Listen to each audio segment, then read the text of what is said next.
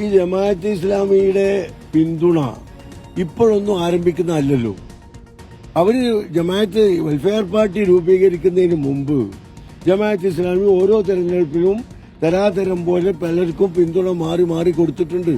വ്യക്തികൾക്ക് കൊടുത്തിട്ടുണ്ട്, സംഘടനകൾക്ക് കൊടുത്തിട്ടുണ്ട്, മുന്നണികൾക്കൊക്കെ കൊടുത്തിട്ടുണ്ട്. കാലാകാലങ്ങളായി നൂറ്റാണ്ടിലേറെയായി നമ്മളെ കണ്ടുകൊണ്ടിരിക്കുകയല്ലേ.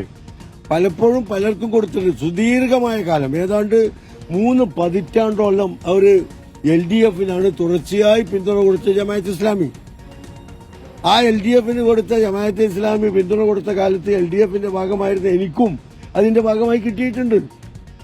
നിരന്തരമായി LDF-നോടൊപ്പമായിരുന്നു. LDF-നോടൊപ്പം LDF-ന് വേണ്ടി ജമാഅത്തെ ഇസ്ലാമിയോട് താങ്കൾ സംസാരിച്ചിട്ടുണ്ടോ? LDF-ന് വേണ്ടിയല്ല, ഞാൻ സംസാരിച്ചിട്ടുണ്ട്. ഒരു സംശയം വേണ്ട, സംസാരിച്ചിട്ടുണ്ട്. അങ്ങനെ സഖാവ് പിണറായി വിജയൻ പാർട്ടി സെക്രട്ടറി ആയിരിക്കുമ്പോഴും സഖാവ് കോടിയേരി ബാലകൃഷ്ണൻ പാർട്ടി സെക്രട്ടറി ആയിരിക്കുമ്പോഴും ഒക്കെ ജമാഅത്തെ ഇസ്ലാമിയുടെ പിന്തുണ വാങ്ങിയിട്ടുണ്ട്. അവരുടെ സംസ്ഥാന കമ്മിറ്റി ഓഫീസ് ഇറ സെന്ററിൽ സന്ദർശനം നടത്തിയിട്ടുണ്ട്. അവരുടെ ഉന്നതരായ നേതാക്കളുടെ വീട്ടിൽ പോയി സംഭാഷണം നടത്തിയിട്ടുണ്ട്. അതുമാത്രമല്ല, LDF അധികാരത്തിലിരുന്നപ്പോ സഖാവ് പിണറായി വിജയൻ പാർട്ടി സെക്രട്ടറി ആയിരുന്നപ്പോ സർക്കാർ സമിതികളിൽ സമസ്തയ്ക്ക് പോലും കൊടുക്കാതെ കേരളത്തിലെ ഏറ്റവും വലിയ മുസ്ലിം പ്രസ്ഥാനം, സാമുദായിക പ്രസ്ഥാനമായ സമസ്തയ്ക്ക് പോലും കൊടുക്കാത്ത പ്രാതിനിധ്യവും പരിഗണനയും ജമാഅത്ത് ഇസ്ലാമി കൊടുത്തിട്ടുണ്ട്.